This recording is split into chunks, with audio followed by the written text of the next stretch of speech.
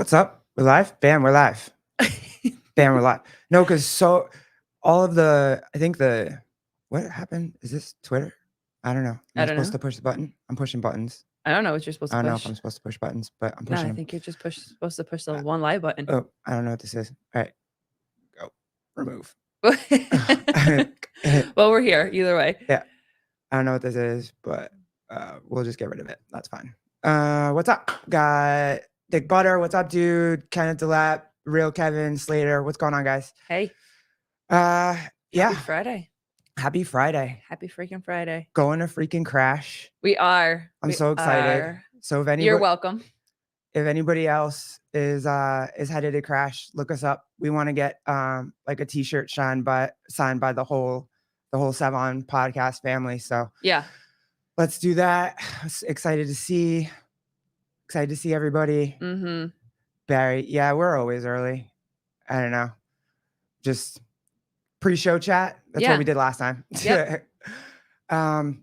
So yeah, going to crash. Super excited. The baby's super excited. Wants to get all of his cards signed by everybody. Yep. And yeah, he's looking forward to it. So we're gonna get to go there. And then what else do we see? What's up? Ooh, Pat Lang. Hey, what's up, dude? The only people more boring than Tyler and Pedro are these two. Oh, I'm sorry, dude. It's all right. Well, glad you're here. Yeah, I mean, glad you're here to hang out with us. Jody Lynn, what's up? Greg C. It's good to see you guys. Yeah. So Jody, hi. Love Jody. Shannon Sharp video. Anybody? Like, how does that even happen? I don't know. That's what I was thinking about. Like, he had to have been on Instagram. But I don't think you can go live. I don't think so. I really don't think that you can. So that's why I think that people are questioning, like, was it on purpose? Was it not on purpose?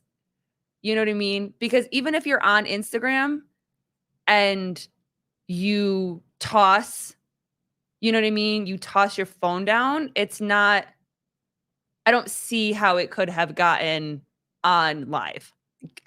I've tried to go live on my phone before without you being around, and I couldn't figure it out at all. Yeah, there's so many steps to get there. So it's almost like that's why people are thinking that it was more of a conspiracy than anything else, or that it was not a conspiracy, but like it was planned. I think he did it because of all the rumors going around that he's a little zesty. Because he wore that green outfit off a plane with a purse, and then everybody started saying that he's gay. And so I don't know. Yeah, so I think he did it just to prove his manhood. And Barry.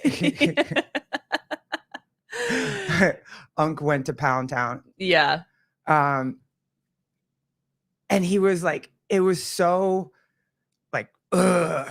You know what I mean? Like it was so loud and so much. And I was like, ooh, okay, well, lucky lady putting a lot of effort in there. Like he's going for it. But the fact that he said that someone hacked his phone. I know. And then very quickly took that back just makes me think that it was completely planned. It was completely thought out. It wasn't something that just accidentally happened. It was so weird. But whatever. I thought it was funny as hell. I listened to it a couple times. Trish, back shots only. Well, he's a big dude. I mean, that dude is humongous. I don't know who he was doing that to, but I hope she was at least 5'10", because if she's 5'5", she's in trouble. Speaking of a really, really big guy, did you see the pictures of Shaq with a woman that like barely came up to his chest? And people are saying that that might be his new girlfriend. Yeah, but there was a bunch of different girls in that photo.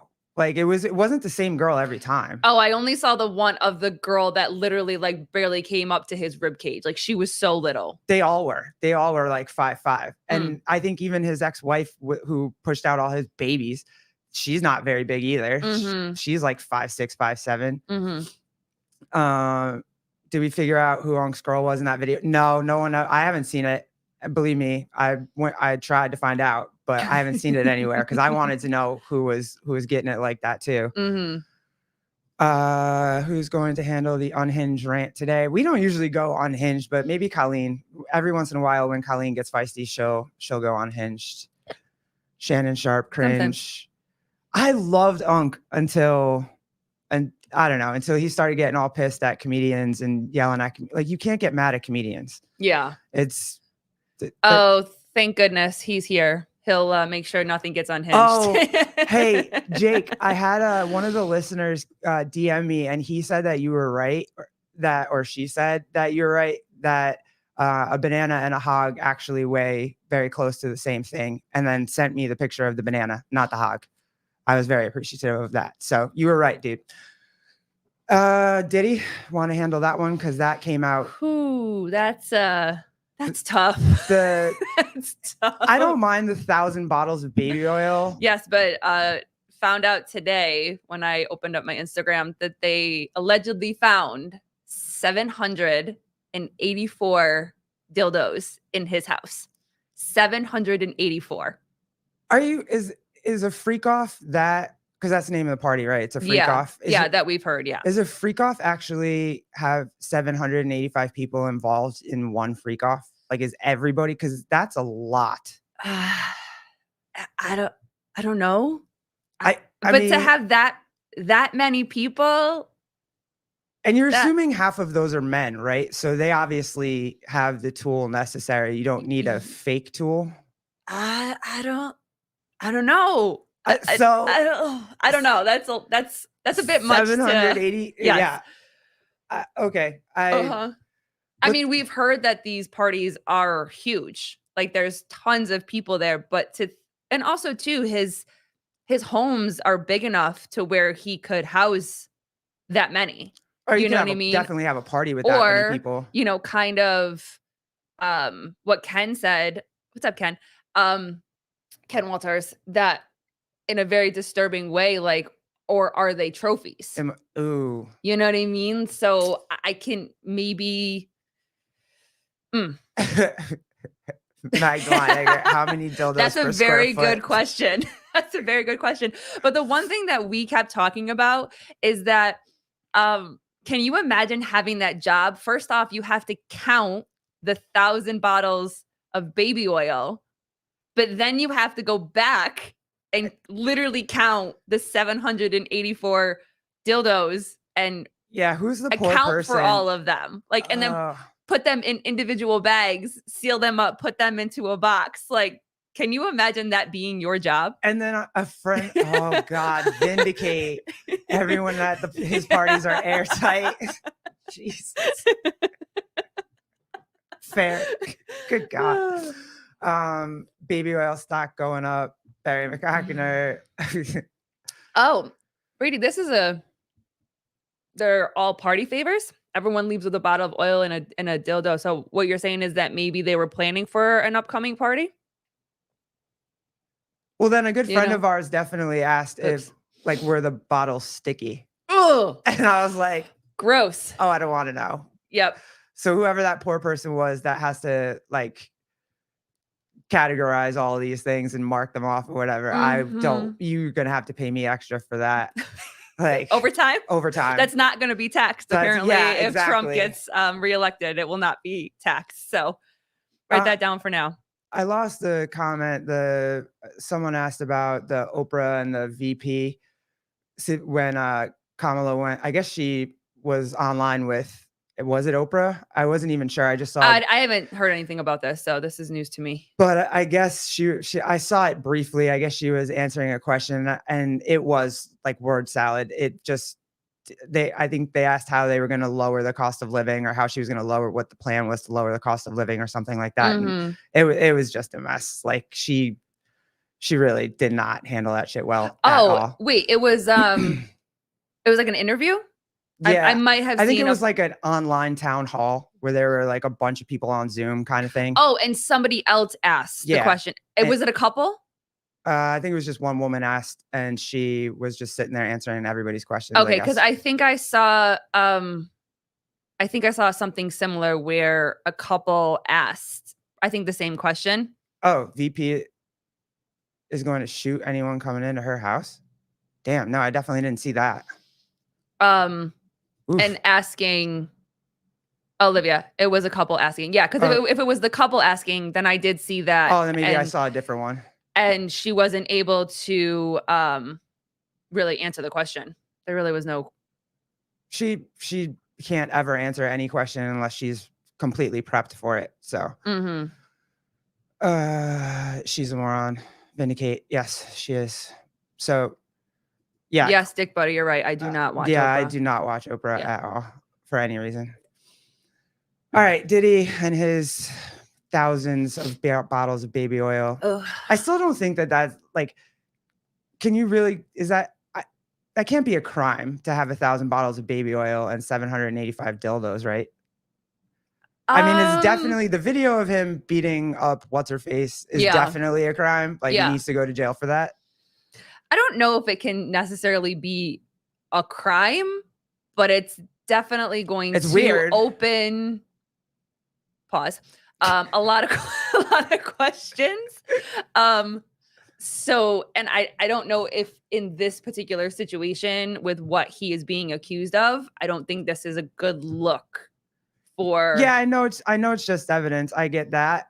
It's just there better be videos of this freak off party because otherwise. But I'm assuming there is because I thought they said there were videos, but I'm not sure. I think there was something that was information that was released that there were cameras everywhere. You know. ACR, not a crime, but kind of. Yeah, that's what I was thinking too. Well, damn, some of his songs then are that too. Oh, did you see the one of was it Nas? It was one of the old videos or was it Mace? It might have been Mace, and Mace was dancing and singing to the camera, and Diddy was behind him. And most people originally thought he was just looking at the floor, but it kind of looks like he was looking at his ass. So now there's questions about like, what was Diddy actually looking at? And well, that's the one where he put his hand on Mike Tyson's leg. Was it? Yeah. Oh yeah. No, 50 Cent. He put his hand on 50 Cent's thigh. No, Tyson. Wasn't he getting close to Tyson too? There was one with that. Yeah. But yeah, maybe. I'm not sure. But yeah, and then homie was like, nah, bro, get off me. Like, let's get out of here. Mace is speaking to my era. Everybody loves Mace. You cannot like Mace. Yeah. And then so well, good luck, Diddy. And I know he tried to get bail, but he didn't. He wanted 50 million to be able to pay 50 million and get out, and they were like, nah. So he's stuck in a rat trap right now, where he belongs, as far as I'm concerned about it. Then the other thing is, I think we all saw I think we all saw the Charlie Kirk video on Jubilee with they had like 20 liberal college, 23, 25 liberal college kids. Yep. Just, coming in. It was like a speed chess kind of thing where they had 15 minutes for one topic or 18 minutes for one topic. And the one that I guess is going around the most is the one about abortion, right? Because the girl went nuts and started talking about what if you're raped? What if there's sexual assault, incest, whatever? And that, of course, that's horrible. But that seems to be what now the left is using to make Roe v. Wade come back or whatever it is, and that's their only argument for it. And it's when you dive into it, it's so difficult, right? We're coming at it from a place where we actually could get pregnant. You've been pregnant. We've both had sexual assaults in our past, and to think about it, my immediate reaction is like, no, if she doesn't want the baby, just, then she doesn't have to have the baby. That's a complete violation. She didn't want that. She didn't ask for it. Whatnot. Kenneth, youth is the future. The future is back. The bleak. Yeah. And the other thing that struck me too is they all just yell. They just yelled at him. They went in there looking to fight with him instead of looking to have an actual conversation and kind of understand where he was coming from with that. That's the thing that kills me about it. Yeah. It just, if you want to have a conversation and you have thoughts on something and want to bring up a point, I think it's helpful to actually do your research on that, because what I saw the most is not only are they yelling at him, to try to get their point across, when he would ask a follow-up question to have a continued conversation about the point that they're trying to make, they weren't able to respond to that next conversation. You know what I mean? And the fact that Charlie was, I guess, able to kind of have a continued conversation, but I also felt like in a way he maybe in some ways wasn't willing to have a conversation with them and wanted to just has like, it's his point and it's his facts and that's the only thing that matters. And I don't think it really was necessarily a conversation. I think it was just facts versus emotion. Yeah. That's what I got out of it. Yeah. It was all facts versus all emotion. Mm-hmm. Pat Lang, Charlie Kirk is legit retarded, and the kids asking him questions were equally, it's a recipe for disaster. I had to turn it on and off a couple times to be able to watch the whole thing. I did watch the whole thing, but I had to be able to turn it on and off a little bit. I was like, ooh, this is uncomfortable. Mm-hmm. So, but it's hard to, we've said this before. It's hard to listen if you're only going to yell at me. If you want to have a conversation, I'm going to be more willing to listen. But when it gets to that point of I'm going to just yell at you to get my point across, you know what I mean? And I said this too, that like, if you're going to have a conversation, you have to let the other person talk. You can't just be disruptive. You can't just be, because I agree with some of the students too, is that Charlie kept interrupting them too. And then he would get mad when they would interrupt him. And I think putting a timestamp on specific topics that are so complex is very much that recipe for disaster, like Pat was saying, because these aren't 5-minute conversations. These aren't 10-minute debates. This isn't, we're not going to be able to have a conversation for 20 minutes and then everything is going to change, because this one's going to want to make sure that this fact gets put out first.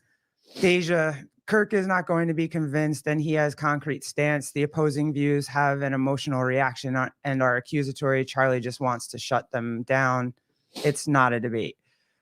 Yeah, I can totally see that too. I think when you go into a conversation like that, trying to change somebody's mind about what they think is, I don't think you can try to change their mind, right? If you just talk to them and they happen to change their mind, mm-hmm. Kind of like when I was back in the whole super liberal, whatever, and I just listened to Sevon talk over and over and over and over and over again. It took 6 months of me listening to his political shows to actually be like, oh, I should probably go look that up. Oh, I should think about that a little bit more. Oh, maybe understand where he's coming from with this kind of stuff. Right. But if people aren't willing to do that, then it's just you trying to fight each other to change each other's minds is insane.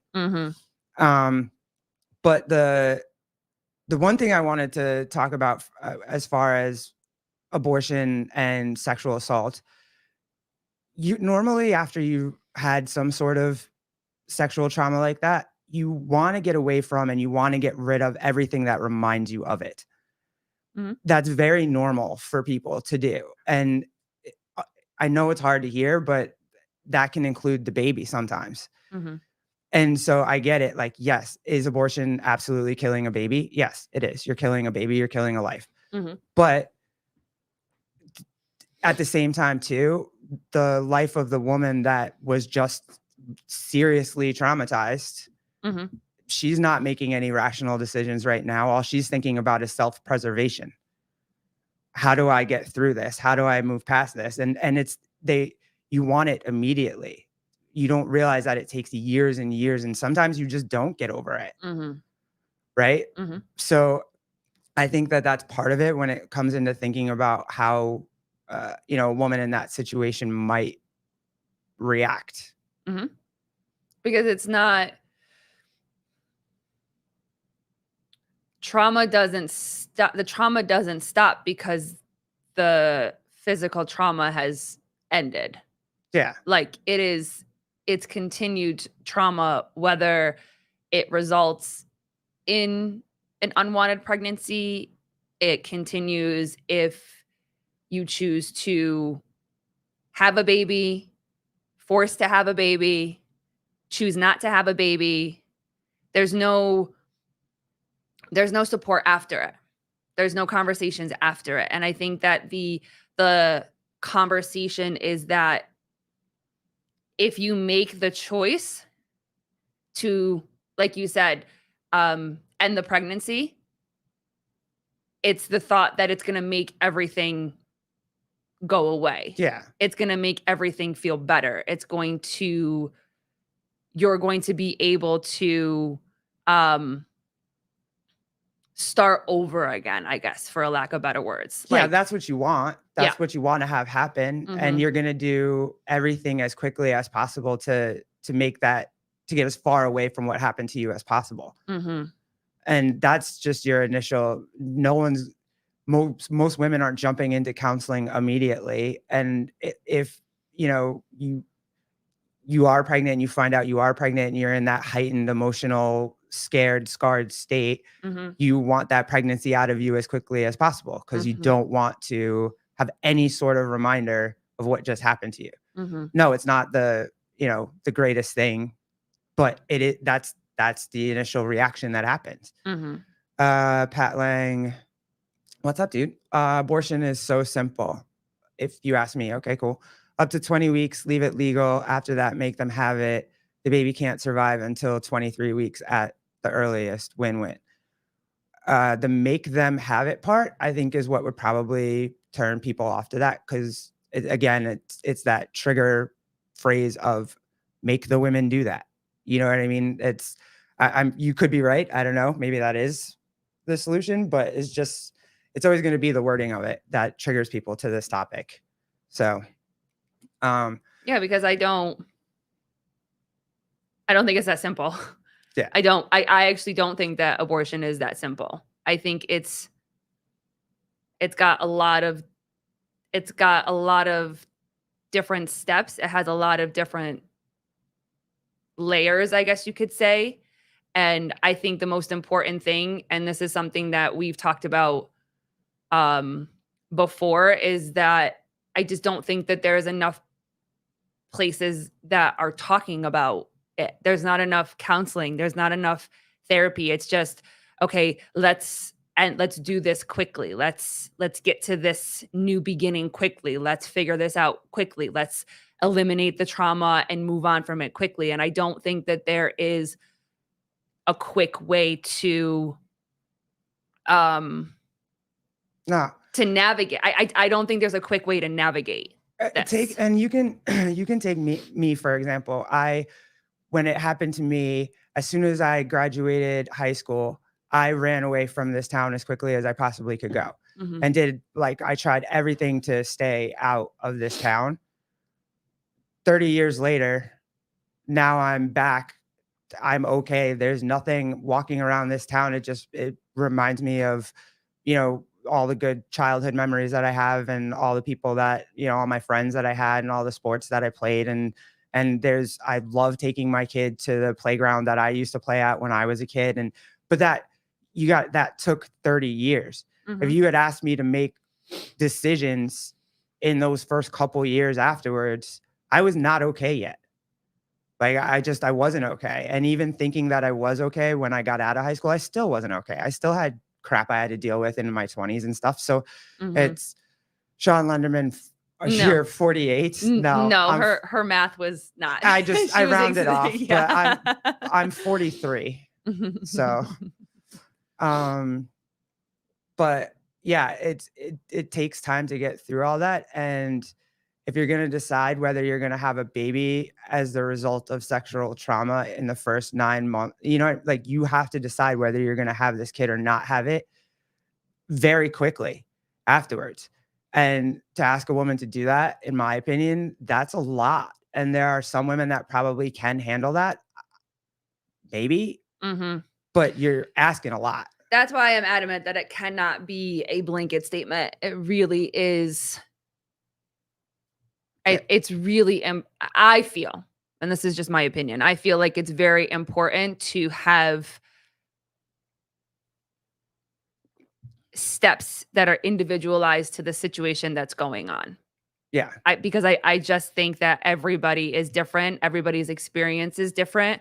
You know, for me, I have had different types of trauma and assault that I've had to navigate in different parts of my life.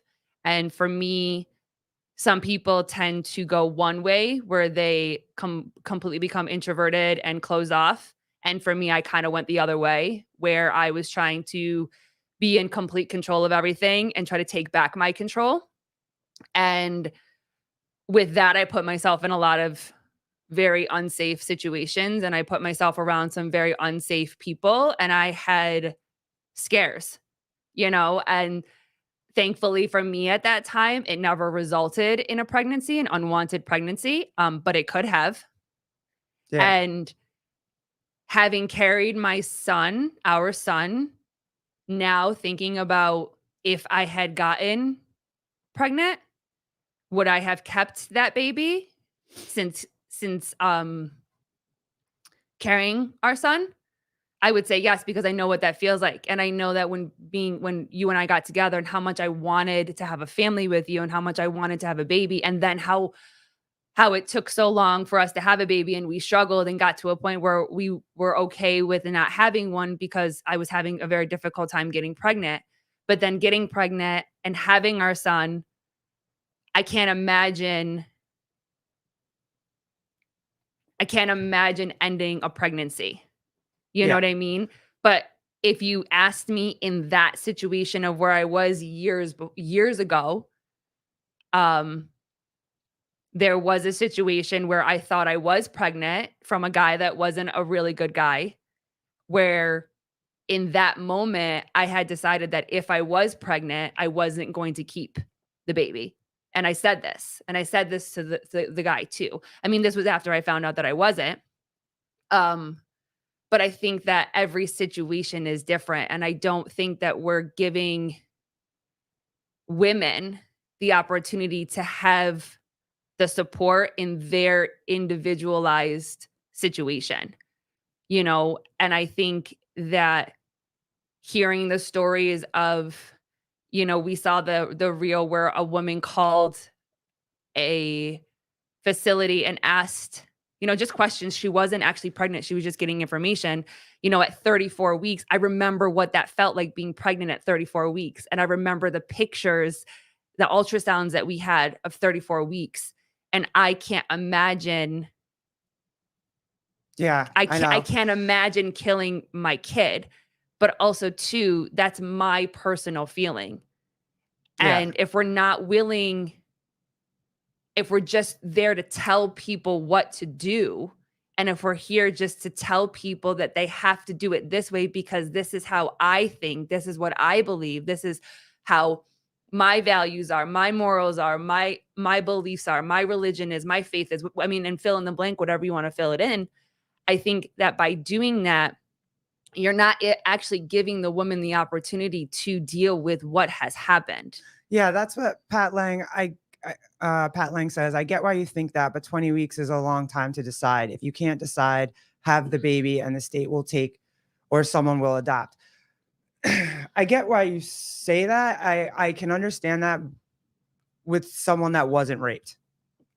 Like if that is not 20 weeks is not a long enough amount of time for someone that was traumatized like that. Like it just women also compartmentalize those things. They pretend like it didn't happen. And one of the ways that they pretend like it didn't happen is by getting rid of the baby and having an abortion if she is pregnant. Like Judy Reed. I know. I get it. Adoption is great. And I feel like I also don't believe that abortion should be used as a form of birth control at all. And I think that is a great way to, just adopt a baby. It sounds perfect in a little wrapped up bow, but for someone that is pregnant because of an assault, it's 20 weeks is not a long time at all.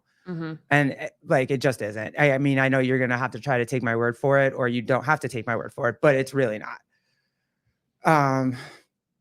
There are no, oh, you're getting mad now, dude. I'm not trying to make you mad. There are no abortions at 34 weeks. That wasn't what she was saying. Somebody made a reel, and the woman like was seeing if she could get an abortion at 34 weeks, and the abortion clinic said yes. It's a reel. It's out there. If it's true, if it's not true, that's not what she was saying. Calm down, dude. But yeah, it's to go to Christine's point or whatever. Yeah, I think this is the bigger statement, and this is the bigger message, is that there is no timeline on trauma. And I think that that's right. I think also too, because it doesn't stop when the physical trauma ends. It is decades. It's years. For some people, it's like any other form of PTSD. There are dreams you go. It trickles down into so many parts of your life that happen to be on, or you hear, or you see the car, or you whatever. Like, you just stop and freeze. It's not as black and white as that.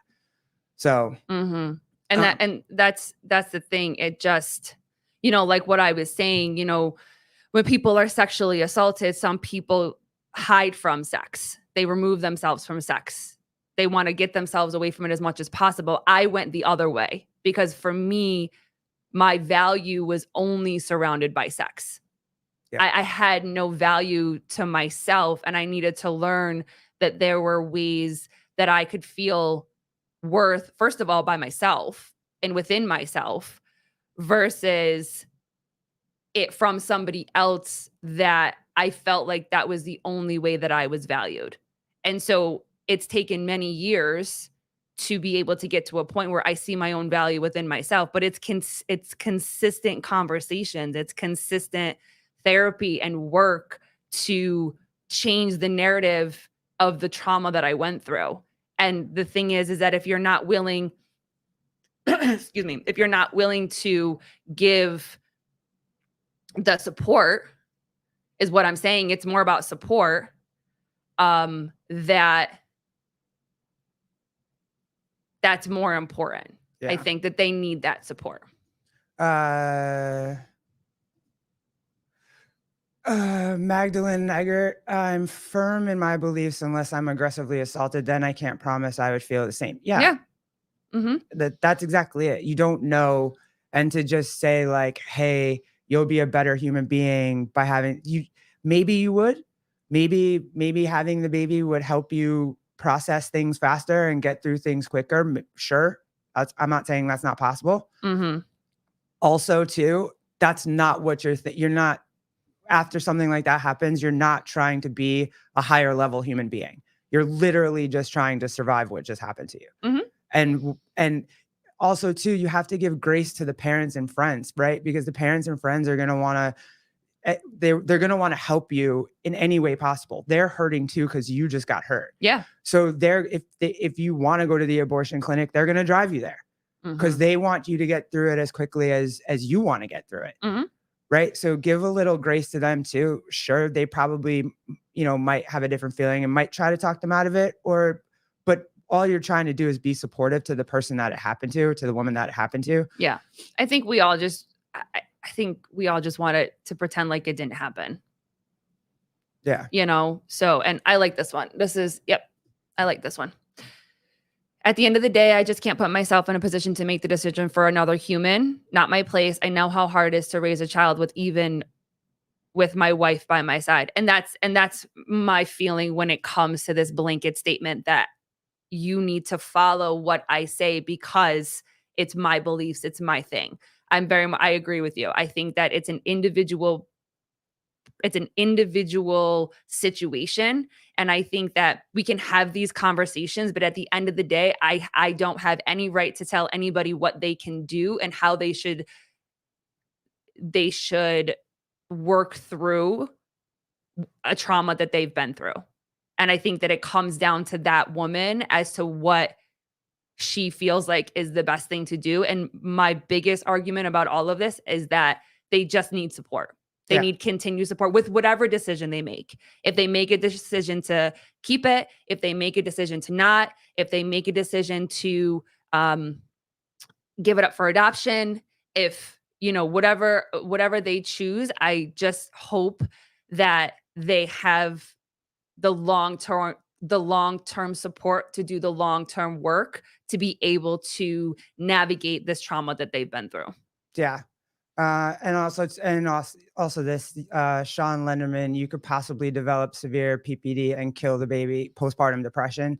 There's so many things that go into it. It's not just like you have the baby and then you're fine, or you don't have the baby and then you're fine. There's so many, there's so many things that can go into this. And to like realize how we're taught as women when we're young too. We're taught this fairy tale thing that the first time we have sex, it's going to be magical and he's going to care and he's going to love you and it's going to be beautiful and you're going to get married and have babies and whatever. And you're never taught that there's a possibility that that's not the way that it goes. You know what I mean? Whether your parents are trying to protect you, I'm sure mine were, but like, and then it doesn't happen, and your whole little world that you were taught for so long like breaks in half. But you didn't imagine having a baby without a husband or a man that loved you. You didn't imagine being pregnant by yourself. Like, you know what I mean? Like it just that kind of thing too. Somebody wanted to get back to oil and dildos. Oil and dildos. As Papa Birch shows himself. Hi, Papa Birch. What's up? Trump, leave it to the states, wants to leave it up to. I'm not mad at that. I don't think that that's a bad thing. You vote for the people that run your states. It's in the hands of the people. Isn't that what that means? That it's more in the hands of the people than it is in the hands of the government. I'm not mad at that. Yep. What else? Was Pat Lang yelling at me again? No, he's yelling at Matt. Oh, okay, that's fine. You can yell at Matt. That's cool.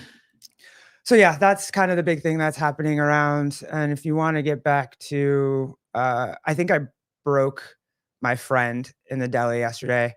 I've known him for a long time, and he just happened to come in while I was reading the newspaper. I had it open to like Kamala and Trump or whatever. And he's like, we're Kamala all the way. And I was like, no, dude, I'm not voting for her at all. And he is like, well, you're not voting for Trump, are you? And I was like, yeah, I am. And he lost his freaking mind on me. And it's very, oh my God. It's very interesting. I guess I'll say this. It's very interesting not being blinded by the extreme left and really just kind of sitting back and listening. And you know what I mean? Like when you told me this, I was like, I'm sorry, what? Yeah, it was. And I've known him forever. He's in his late 60s, early 70s. We've always had great conversations. I've known him forever. Yeah. And when I said no, and he's like, Trump's this, Trump's that, I was like, yeah, but he's not putting men and women's sports. So I'm good. And he is not, you know what I mean? I was like, I'm good. Yeah. That's all I needed to hear. But you're saying, though, a lot of these conversations that you have with people that are very much leaning more left. Oh, I got into two of them on the same day. That's what I'm saying. You'll make points. Like they'll be having their moments and whatever, but you'll make points and they're like, oh yeah, I agree with that. And you're like, okay. And they're like, oh, I agree with that. Yeah. Okay. Yeah, and they do, because we're women, we're lesbians, I'm half black. Ian says, I love when people talk to me like they assume they know who I'm voting for. Yeah. And so then when I say I'm not, then all of a sudden we can't have a conversation about it anymore. Like we're all still friends. Everybody's still friendly. But we were talking about this with Taylor. You can't say that you're voting for Trump, because as soon as you say Trump, something clicks in their brain and they lose their mind. But if I say I'm voting for this policy, no transing kids, no men and women's bathrooms, no, then all of a sudden it's like, oh yeah, okay. That's fine. I get why you're doing that. Right. Well, obviously your party doesn't support that. So I don't know. I just don't say his name anymore, and then we seem to be fine. But it's just about having conversations and learning But I mean, the extremes. Yeah, that's a good one too. Christine Young, I'm voting for not another 4 years of crap economy. Sure. Yep. Thank you. I will use that one next. Beast. We're to this point, Beast. I'm rooting for a meteor. Damn. Just end it all, huh? Well, didn't he also say that yeah, that's another one. Hold on before you start this. Yeah, Trish, I'm not voting for Trump. I'm voting anti-Kamala. Yeah. Well, didn't the same person, when they missed his assassination attempt the first time, didn't this same person say, like, if you're voting for him, you should be shot too? Yeah. Wasn't it the same guy that, like, was very extreme that way too? And it's like, wow, like, we're inciting violence on anybody and everybody that we don't agree with. Yeah. I think that's the more telling part for me than anything else, is that there were so many comments like, damn, he missed, or, oh, we were so close and we were, you really wish death on someone. That says more about you, bro. Yep. Like that. Okay. What else did we have? I saw something good. ACR. This one. Oh, go ahead. My father-in-law has an extreme reaction when Trump is said or seen, and it's so immature. It drives the hubs and I nuts. I don't know just his freaking name, or if you see a red hat. I'm kind of glad they changed the hats to blue. Like, now the Trump hat is blue.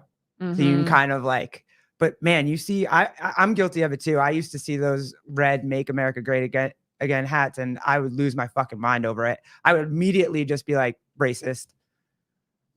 It was so quick to be like that. And it's just like, no, they're not really racist. They just, want a better economy and their boys not to be girls. I get it. Jan Clark, I'm wearing the Trump hat. Hey, Taylor wore his. I'm good with it. I'm fine. Chase, what's up, dude? There is a new black one that is pretty sweet. Yeah, anything but the red one, dude. Like, you just can't wear the red one. It makes people nuts. Hey, you going to Crash, Chase? Any chance you're going to Crash? Kenneth, best thing to come out of the Trump attempt was Sprague's t-shirt. Yeah, that was so funny. That was a fire t-shirt. Yeah. A lot of people have taken that t-shirt, and I'm waiting for Vindicate if he's gonna make one and put Taylor's face on it. I was waiting for that one. Oh, damn. All right. I tried. Maybe next time. Well, we just had the Trump rally on Long Island. It was in Nassau County. I think Jet went. I think so, yeah. And nothing happened there, and we were just assuming something was going to happen. But didn't they say Vindicate? What happened? Didn't they say? And again, like, we know we can talk about this stuff, but like, we also are very aware that the media says things to get reactions from both sides. There is news that's going around that there were explosives found at the rally. And again, do you believe it? Sure. No. Is it possible? Yes. You know what I mean? Like, so that's why you kind of have to take what they're saying. Yeah. With a grain of salt. They just did that with that poor Georgia mother that passed, and they spun it into, she died because there's no Roe v. Wade got overturned, and she didn't have access to the right abortion clinic or whatever. And that wasn't the case at all. She was pregnant with twins. She went and got a legal abortion. Like, she took the first pill for the, I think they were little. It was like 10 weeks or something like that. And she took the first pill, then she went home from the hospital. She took the second pill, and then all of a sudden, like a day or so later, she just started vomiting blood, and like, she was a mess, and she went to the hospital. They put her on antibiotics, something like that, I think. Yeah. And then she had to get a DNC because she was going into sepsis. It didn't because there were twins. It didn't flush out everything. So she was getting septic. And she died because the hospital didn't take her right into a DNC. They waited 20 hours later to get her a DNC. And then it just Like she was already too far gone. Her organs were gone. But the left is spinning that into, well, she died because there's no Roe v. Wade. No, that's not actually why she died and what happened to her. But of course they're going to use that. You know what I mean? It's politics sucks. I just can't wait till this election is over, and you're either going to people keep messing with me like, oh, Garrett, are you going to leave the freaking country if Kamala? No, I'm not going to leave the country. Like, it is what it is. You deal with it. It's going to be what it's going to be. Whoever the president is, the president is. Like, figure it out. Do the best we can. Thank you, Jake. Yeah, thanks, Jake. I'm sure. The banana fund. Yeah, dude. Anybody else want to weigh in on that? Is a hog weigh about the same as a banana? I got a confirmation yesterday that it does. I was curious. Anybody? What do we got in here? I'm just pulling stuff up now. Natalie Fleming. I don't have a problem with Trump, but I do wish he would take an extra second to think about his words. I think most people feel that the ideas are there, but the words are not. Yeah, he's always been that way, right? He's always just tried to be as polarizing as he possibly can. And it worked for him the first go round, not so much the second go round. And now he's really subdued. Like homie is really, now he's really like too much subdued almost. Like, come on, dude. We need those bars a little bit. Oh, hi, Harley Mom. We haven't seen you in a while. How are you? What's up? Christine Young, he's not a politician. That's why people like him. Yeah, I think so. It's the whole concept of he's going to go drain the swamp, right? But I don't think anybody can actually drain the swamp. I think the swamp's too big at this point. Well, this is an important question that I think people need to know. A banana or a plantain? Well, my original question was banana, but if you want to liken it to a plantain, I'm fine with that too. What else we got? We did do a little bit on but somebody did ask, Chase, are they streaming tier? Can we watch it live or is there no stream? I think someone asked about that. So if there is, let us know. I hate Taylor Swift, a geriatric old man. Oh, that Trump. Yeah, didn't he tweet that or something like that? I don't know. I don't like her. I would never tweet out I hate her. Or I don't hate her, but she's a mess. She's very much been like. Wait, is it the date yet? Like, when are they supposed to be breaking up? Aren't they supposed to be? Isn't their contract about to be up? I thought. I think it's October was what it was supposed to be. So we're just waiting the countdown. Yeah, to see if they. That is so funny to me. That's the weirdest thing. If they actually do have a contract that says we're going to pretend to like each other, we're going to pretend to be engaged or want to take this to the next level, we're going to make all these appearances or whatever. Oh, but this is our end date. Yeah. So that's. Oh, Christine, the 28th of September. Okay, we'll be on the look. We got a couple more days. Okay, about a week. Jeffrey Birchfield, are we not all a mess? Yeah, true facts. Preach. We are. We are. Sure. I know I definitely am. Bunch of crazy people up in this place. And yes, it will be streamed. Chase confirmed. So we'll be able to watch that. That'll be cool. I just don't want to see her at football games anymore. I'm over it. I want to watch football, and every time she's at a football game, they just focus on her, and I don't really care. But I mean, she's fine. Whatever. What else? Because otherwise, I wanted to go over to that teacher that we were talking about with Jake and Jan. Yeah. Get some thoughts on that too. Sure. I'll bring it up again. Hold on. So there was, I don't know why this one was so big in the news, but it was for a little bit. So this teacher admitted to having sex with a 16-year-old boy at high school and had kids serve as lookouts, which was weird. And I still don't understand that. I don't think we ever came to a conclusion the last time we talked about this. But I always just when we were asking the boys, it was basically just like, how come it is that when this happens to dudes, it's almost like dudes just high five and it's a rite of passage. Whereas for a girl, it's definitely not that. It's like super. It'll take forever for that girl to get over, but for a dude, it's just like, yeah, I banged an older chick. She was hot and whatnot. And then so I think we came to the consensus that it's the penetration part, right? That makes us all like, no. But for a boy, it's not that. That's what we got to. As a mother, I would still want to, like, I would want her locked up. And then the other thing is too, she's probably not going to be locked up for a long period of time. She probably is only going to get probation. I've been following it to see but there's nothing up yet about what is going to happen to her. So, and that's the difference, because everyone is like, yeah, that's great. He's a stud. He's a legend, all this type of stuff. And it's the wet dream all boys have. We never established if wet dreams were real either. Did dudes actually have wet dreams? Jan said no. Yeah, because this was the big or Jake said no. Jake said it, but Jan is repeating it. Yeah, that's what we came to. But even for our son, we wouldn't be happy with the breach of trust and duty of care. That's the they are real. Okay, thank you. Appreciate you.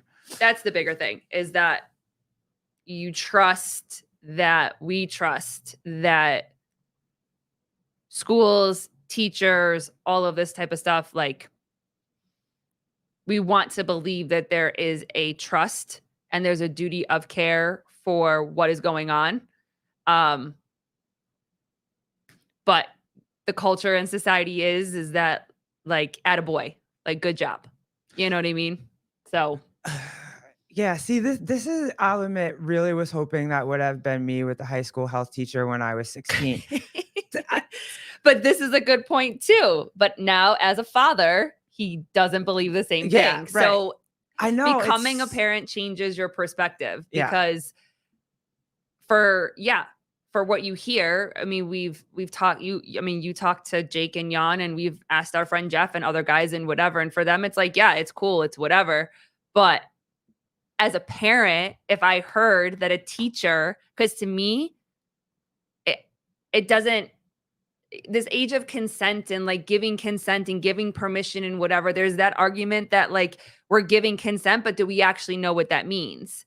You know what I mean? So to think that my 16-year-old could give consent to an adult that knows what is actually going on, I don't think it's the same thing. Yeah. I just don't think it's the same thing. It's so crazy that for me to even think that our bodies are capable of getting pregnant at 14 or you know what I mean?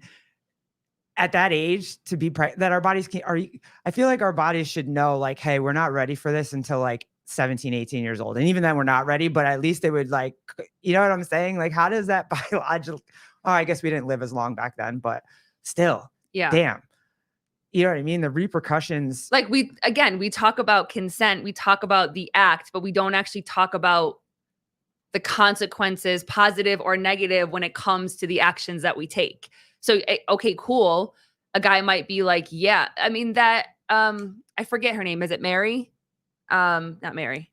What's the teacher that was with the student that had Letourneau? Yeah, Mary Kay Letourneau. Mary Kay or whatever. Like, the boy was probably like, yeah, I'm in love. And we all have that idea of what love is and consent is at that age. And so for him, I'm sure he was like, yeah, that's great. Like, let's go, but look at all of the consequences that he's going through now. Look at all of to go back to our conversation earlier, like, how much therapy, how much does he have to go through, and what's the trauma that he has to work through, and that kind of stuff. So this idea of like consent is a number, I think, is always the thing for me that I can't wrap my mind around, because when I was 13, 14, 15, 16, 17, 18, I was giving consent. Yeah. But you know what I'm saying? Like, I was giving consent. I mean, at some point you got it. You know what I mean? As parents, you're like, oh, let me just bubble wrap you till you're 30, but you can't do that. Ooh, this one's good. Jeffrey Birchfield. That's why college professor and student relationships are also frowned upon. So if you have a college professor that's like in his 30s and a kid that you should say 18, 19 years old, that's like a freshman, sophomore in college, is that because it's like a working, like, it's, so there's no, I don't know, you get an A if you sleep with me sort of thing. That's the reason why it's frowned upon, because a 30-year-old and an 18-year-old could legally get together. So is it just the, hey, you're gonna pass a student just because you want a banger kind of thing? Because that I get that. Mm-hmm. But then Bernie Gannon. What's up, dude? It's more the opposite. Our bodies tell us we are ready, but the law agreement by society tells us differently. Yeah, I remember girls in high school though having crushes on teachers that were kind of like they were 22 or 23 when they started teaching. I can remember girls in high school having crushes on them, and I definitely don't think that they were ready for it, but dick butter ethics. Yeah, okay, I can get that. Because otherwise, can you I guess you could be fired for, yeah, okay, I get it. Yes, just having a kid changes everything. Yep. Pat Lang, Bill Belichick is 72 and is dating a 24-year-old. Kind of gross. Yeah, but I mean, listen, when you're But 72, again, when you're 72, legal still doesn't feel right. But by law's definition, that consent is a number. Legally, it's okay. But if she wants to bang a 72-year-old to roll around the world in private jets and whatever, she's 24, whatever. Just it's not a meaningful relationship. We all know what it is. What Ken. Jake, what are you doing now? What trauma would a man have from slipping his female teacher a quick sausage twist? I don't know. Like, I was laughing at this. Ken Walters, it's weird. I only got A's in college, but I had woman professors. Good on you, bro. Good on you. I'm not mad at it. Good on you. And then the last thing, I was having some feelings last night. My kid has now reached an age where and I'm happy to. He understands a lot more things. His speech is getting better, and he's starting to really like comprehend a lot more things.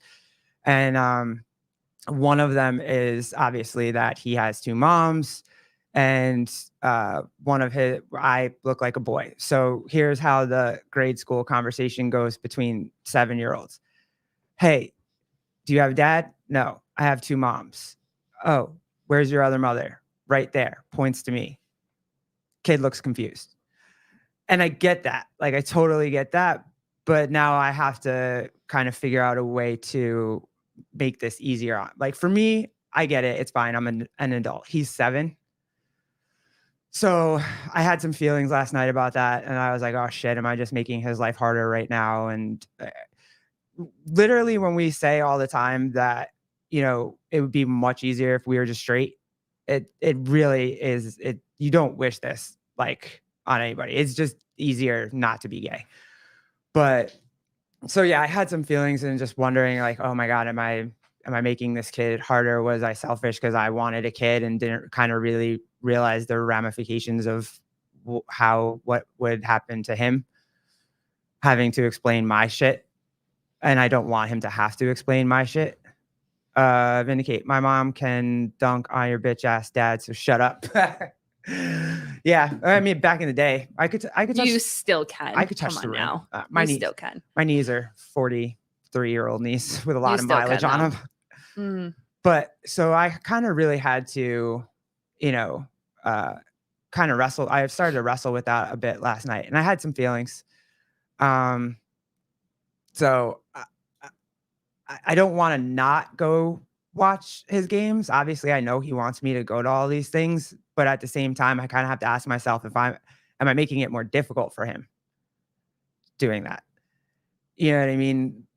Do I just kind of like hang out and watch from the back? So, you know what I mean? It's kind of tough, but yeah, definitely had some feelings about that last night. And I mean, I guess we're just going to have to navigate this as it comes, but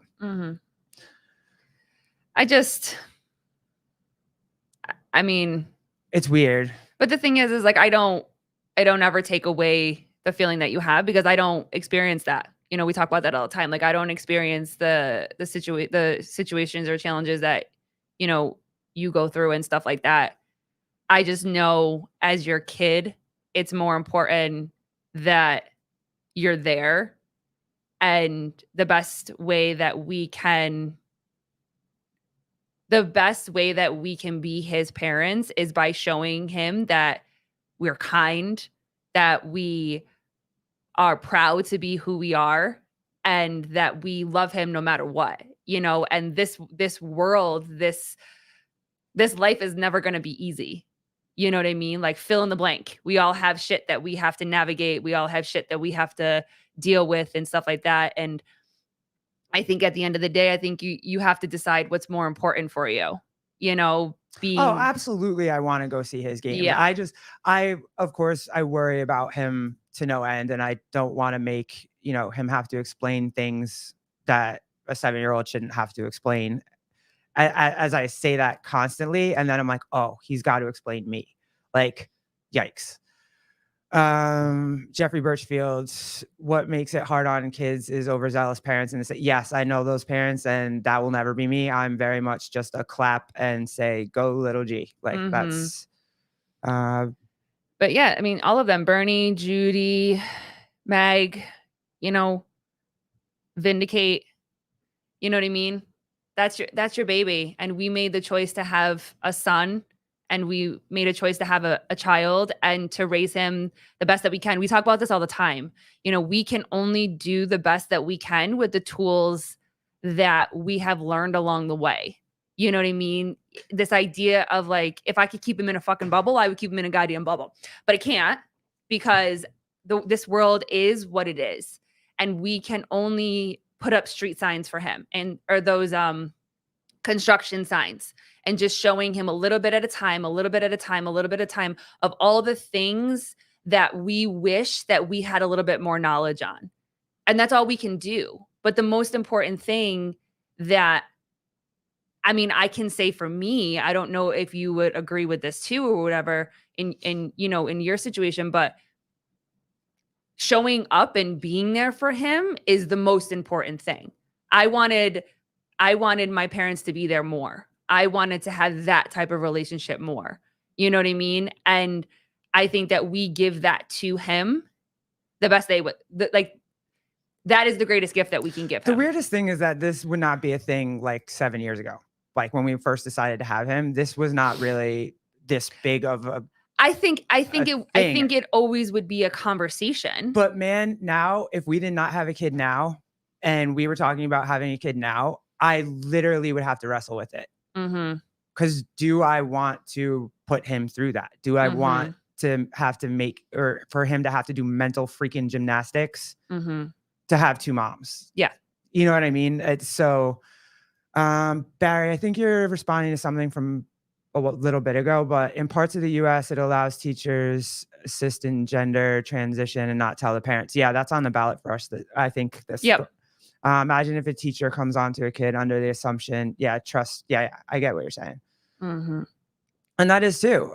I definitely don't want anybody talking to my kid about it other than us when it's time and it's age appropriate. So, but that's the thing. We get to guide him as age appropriately as we feel is necessary. He has 2 moms, and the best thing that we can show him is that he has 2 moms that show up and love him and do everything that we can for him.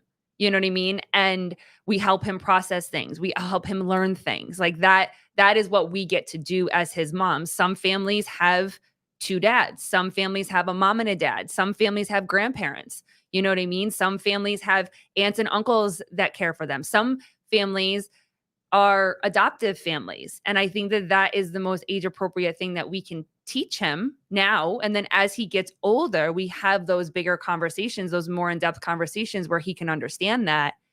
But you being his mom and him wanting you to be around, especially for those things that you guys bond on, which is football, which is sports, which is walking him to school and picking him up, which is showing up in all of those aspects or whatever. As your wife and partner and co-mom to raising our son, I think that it would do more harm for both of you if you neglected your time with him because you're worried about what other people think. At the end of the day, he's going to have questions, and that's not a bad thing. His friends are going to have questions, and that's not a bad thing. but we get to show him that at the end of the day, he's going to look around and be like, yeah, I've got 2 moms and they're pretty fucking cool, you know? Yeah, Elizabeth, when he gets older and understands more, he will truly appreciate you being. Yeah, I want to, like, I'm gonna go. You know, tonight we got flag football. I totally plan on being there, and it's a little easier with this team just because the majority of parents already know me.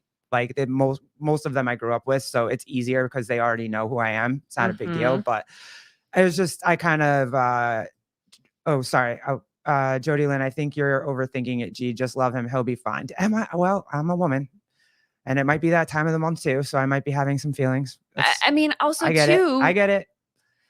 The thing Female is, energy over here. but the thing is too, is I'm not saying that there isn't a bigger conversation that will eventually need to be had, because in this world, the difference now is that this world is telling you who you are, and therefore telling our kids who you are. You know what I mean? Society says if you have short hair, that you must be trans. And it's a conversation of like, no, I'm a woman that has short hair, and this is who I am in my entirety. Biologically, I am a woman. I am born a woman, have all the women parts. I just look this way. And the difference now in the bigger conversation now, and I think that the pressure now, or the frustration now, I guess, is that the world is telling you, and then in turn can turn around and tell our kid, no. Your mom's a boy. She has to be a boy. If she looks like that, she has to be a boy. That's so crazy, right? It's just you get to tell him the truth. We get to. The world's going to tell what the world's going to tell, but at the end of the day, we get to tell him the truth that he has 2 moms that love him and that show up for him. Oh, geez. They make this so difficult for no reason whatsoever. Chase, what's up? Love the boy, love each other, be good people. Nothing else matters. That's what I try to go by. I feel like it is that simple. There is no ultimate protection for our children. You just need to make them prepared for the hard times that will always come. Yeah, true. I mean, there's no way to escape that. What else we got in here? Natalie Fleming, you got agreed, vindicate. My dad neglected me for 9 years, and I still to this day struggle with neglect, trust, etc. And when he came back for me, it was too late, and now the relationship is on my terms and mine only. Yeah, fair. Yep, absolutely. No, I get that. I plan on going. It's just, you know, it just sucks that this season even has to be a thing that I have to think about, and that we've come this far and swung this far. But I really was. I was like, damn, man, if we didn't have kids and we were thinking about it today, I might just be like, this is too crazy. This is really just too crazy. Yeah. But we get to. Pat Lang. The teacher-student gender thing was geared towards kids who were afraid to tell their parents that they might be different for fear of yes. Like how a parent might react to a kid coming out. Yeah. I've said this before. I get that. I understand that, you know, there are some people out there that their kid's going to come out to them and they're just going to throw them on the streets or tell them they're not their kid anymore, and that there has to be places for, you know, gay kids and trans kids and whatever to go. I still don't think there are trans kids, but trans adults or trans youth or whatever, that they have somewhere safe to go if their parents are not going to be that safe haven. I just don't feel like it's fair to punish the parents that are good parents and that would care about their kids and that would, you know, go through all of it with them. You know what I mean? Like you're making it's a blanket law kind of thing that I just feel like is wrong. Like it's, again, case by case basis. So that's the only thing that I feel about that. Otherwise, I don't want to tell any other parent what to do with their kid, but I also don't want you telling me what I have to do with mine and threatening to take my kid away, kind of thing. If you deem that my house is unsafe, because I won't go take him to get surgery, that kind of thing. And yeah, and there's a lot of scary things out there for the gay kids and whatever's happening out there. It's scary. A lot of things can happen if you just throw your kid away. So I get why they want to protect them, but taking other parents' rights away just that's not the way to go. What else? Anybody else want to jump in here? Thought I saw some stuff. Are you trying to pull something up at the same time I am? No. Magdalene, also 7-year-olds ask questions nonstop. They may sound like assholes, but they're at the stage of questioning everything. Yep. Ain't that the truth? Yeah. Listen, we were worried that he wasn't going to talk. And he lovingly never shuts the fuck up. Lovingly. Loving. Peace and love. Yes. Very lovingly. He never shuts the fuck up. So, but we love him. Yeah, that was pretty much all unless you guys got something you want to chit chat about. I think cool. Pat, it was very nice to meet you today. I really do appreciate you hanging in. Judy, I listen a lot. Come on, babe. Let's be real. I just like the come on, babe. I haven't heard that in so long. Come on, babe. What you do? But everybody else, appreciate you. Yeah. Having a blast. I think we're gonna see you on Sunday, and I promise it'll be more oil and dildos. And oh boy, tampons and all that kind of stuff. So yeah, we'll get back into that. Yeah. I think someone asked if the freak off was just an orgy or what the difference was. I'm pretty much feel like it's the same thing, but I think it's the same. I don't know. But the creepy thing is he used to have his white parties out here in North Sea. Like there was a big ass barn kind of thing looking thing. It's not there anymore. But I should take a picture of the spot that it was at. Be like, oh, original freak offs. But that's where the original freak offs were at. So oh boy, right around the corner. I don't know how I feel. Like 10 minutes away or some shit. So I don't know how I feel about that, but well, thanks guys. But yeah, if we are. Oh, Philip Kelly what's up? Did we miss you? He said ignored. What did you ask us something? What happened? I didn't mean to. I didn't. We're not used to having the comments move this quickly. Wadzon, but you're always late. You always come to this one. He always like, I just got here. Can we start over? It's him and who else? Is it Gus? Augustus that always do that to us too? Like, oh yeah. I haven't seen Gus in a while. Is anybody know if he's okay wherever he's at? Oh, this one, Philip? Is this what you're talking about? What about parents who feel like they failed as a parent when their child comes out of the closet? Thoughts? Oh, okay. That's a good question. Yeah, I think I know that my mother did feel like that. She really, really wanted grandkids and was very upset that I was gay or that I am gay. But I think you have to give the parents some grace. We've always said this about parents of transgendered kids, or the parents are grieving what they thought that they were going to, what they thought their life was, they were going to have kids, grow up, have grandkids, have a big wedding or a regular wedding or whatever they envisioned in their head for their kids. And then it's kind of gone, and parents need a minute to be able to, come to grips with that. Hey, it looks different now. And I get that. I get why parents could be sad. I think that it's okay for parents to, you know what I mean? It's like, it's not your fault. You didn't do anything. You know what I mean? I don't think. Yeah. I think we all we grew up with this idea that, that's tough, Pat. I don't think that at all. If a parent is upset that their kid comes out, they are a weak, pathetic human being, not an opinion, a fact. Nope. I don't think that's a fact at all. I just think, I'm sorry. Go ahead, babe. No. It's just that I think you're right. I think that parents have an idea of what their kids' futures look like. And most of the time, it is a heterosexual relationship, because I think that they feel that it's easier. It is freaking easier. It's easier in so life. Much easier. It's easier in life to have a normal heterosexual relationship, get married, have kids, have a good life. And I don't know if my mom. Oh, here's Olivia. Your dreams of your child's future crumbles, then you pick yourself up and just keep loving them. Yeah, I mean, and that's okay. Parents can you're allowed, you have the space to do that. Yeah. It's okay for that. And it's about the grandkids. A lot of times it's this idea of, they want to be grandparents, they want to have grandkids, and they want to be able to experience that part. I don't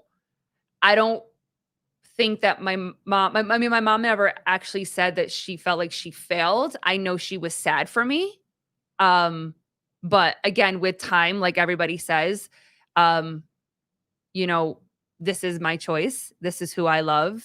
This is who I'm with. And the rest of it falls into place if everybody wants it to. And it's okay. It's sad if not everybody can accept moving on and having a relationship and everything like that. But I think at the end of the day, we do what we feel like is best for us, but also understanding that not everybody is okay with it from the beginning and that it does take time. I think that if a parent is willing to have conversations about it, I think it gives more opportunities for support. I think that it's also very clear if a parent doesn't accept it and completely cuts ties.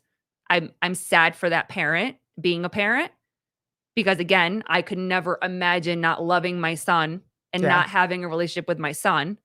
You know what I mean? But some parents just can't. Some parents can't get past their beliefs and everything like that. And I think that most parents try to understand the best way that they can with time. Yeah. I mean, my grandmother asked me a lot of questions. That's kind of how we got through it when I came out. She just asked me a whole bunch of questions and kind of was asking me if I was all the stuff that she does on that she saw on television. Because right back then there was Queer as Folk. There was all these crazy gay shows that she had seen, and she was like, "You're not out doing that, are you?" And I was like, "No." And then she was fine with it. She's like, "As long as you're not in the clubs, smoking crack till 3 a.m, I'm good. It's fine." Dick Butter, you've got this Sevon acting like he's ending the show and staying on for another 30-minute thing down pat. That was a good question. We wanted to make sure that PK got his answer and whatever. Yeah. So PK's OG. Gotta take care of him. Bernie Garand, parents want their children. And Pat, man, you're coming in hot. The parents that can't handle gay kids are that way almost entirely because of religion, which is all you need to know. My grandparents went to church every freaking Sunday. We went to midnight mass for Christmas every Christmas. We did all of the Easter things and they couldn't have given a crap that I was gay. It really couldn't. My grandmother just wanted me to be safe. That's it. Because back then the AIDS thing was still really, really big, and it was still that gay people got AIDS. It wasn't. You know what I mean? There's still kind of that stigma to it or whatever. So, I mean, that was pretty much it. But it had nothing to do biblically. Like, we always went to church. Even my pastor was super cool. So, yeah, I just think it takes time. Yeah. And parents need to give themselves a break. Give yourself some, I get it. Like, it's okay. When we come out of the closet, we're coming out with some big ass news. We're talking about who we're sleeping with. It's not like we're, talking about that we're switching jobs. You know what I mean? Like, so, God hates gays. I hope not. He says they need to be put to death in the Bible. How do you guys feel about that? I don't think that. I've had a lot of conversations about religion and being gay and lesbian, whatever. And I don't think that. I've always said that I feel like what Chase said earlier, if I try to be a good person, love my wife, don't cheat on my wife, don't steal from people, don't, murder people, don't do all of those things, and I'm acting in the way that God would want me to. So I don't feel like that at all. Ernie Gaza, still mind blown that you're 43. Thank you. Black don't crack, baby. Like, I don't know what to tell you. Oh, Rambler asked this earlier. Talking to Danny Spiegel. That'd be great. It would be amazing. We'll try. We'll reach out. Yeah. Vindicate. If my daughters came out as gay, I might sleep better not worrying about Dad, I'm pregnant. Listen, and if you want a good, real quick laugh at the end of the show, I have 5 sisters, and every single one of them got pregnant like that. Like one of my sisters has like 4 kids, another one has like 4 kids, the other one has 2. Like it's, and they get pregnant like sneezing. And I was like, God knew what he was doing with me, man. He made sure, because Glintons are fucking fertile, and he knew exactly what was gonna happen. I was gonna be end up just like my daddy with like 5 kids trailing behind me. So he knew. He gave me a shot. I was like, thanks, appreciate you. And then gave you a wife that wanted to bear your children. So, and if I was gonna have a child, I'm not after watching my wife do it. And God bless all of the women in this show that gave birth, because y'all are the strongest people I know with the fastest reflexes I know. So, Ian, hey dude, you've been chilling. Lesbians aren't able to get pregnant. How am I just learning this? I mean, we are, but we got to go through a lot of hoops to get there, and it's a lot of money. So and it took a long time. You can't just, fall on a penis and be like, oops, I'm pregnant. Oh boy, here we go. Can we save this for Sunday?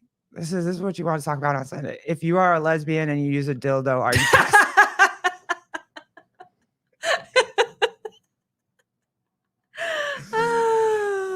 you know what? As many labels as they've been coming up with lately, maybe. I don't know. We used it for a little while, and then it was no fun, so we stopped using it. So I guess I'm back to being 5-star. I don't know. Clock. Leviticus only prohibits male homosexuality. God is cool. Like everyone is. God is cool with lesbians. Thank you, Clock. I appreciate you. Way to vindicate. Do your grandparents know you are a 5-star? I think so, but they've never actually seen me. Like, I've never came home with boyfriends, or I went to a prom with like my best friend. He was my boyfriend, but basically a best friend at the time. We weren't like actually doing anything. Yeah. So maybe they know what a 5-star lesbian is. They know the definition of it. So, all right. Did we do it? Oh yeah. Discount on the exerciser. Use Savon's code for that. Over there. So, and then what else we got down here? Go buy Matuthian Tooth Powder. And Vindicate. Vindicate shirts. Get you some Paper Street coffee and some peptides to go with the coffee. And then put the peptides in the coffee. And then go to BirthFit to find out how to have babies. Because I definitely. What would be the female exerciser? Jeez. Oh boy. I was going to go back to his first question real quick of how we met. Oh, that might be a better question. We met through Garrett's father's side of the family. So I worked with her. Wait. We'll tell the whole story on Sunday. Time. Yeah, come back. I think we're coming back on Sunday. Yeah. We'll tell the whole story on Sunday and get into It's called the V-tone. What's a V-tone? The female version of the exerciser from Steven. All right. Well, now I got to do research, and I'll come back with that on Sunday too. Let me write this down. Okay. All right, guys. It was so much fun. Thank you for having us. Pat Lang, appreciate you, brother. Nice to meet you. Everybody else, we love you so much. Good job. I love you too, Pat Lang. But like, it's good to see you. I haven't seen you guys. All of our people. Good to see you guys. Good to see some new faces that we haven't had the opportunity to talk to before. So super cool. All right, guys. It's been fun. Have a great day. Have a great weekend. Friday. Go bother Savon. Yes. All right. Bye, guys. Deuces.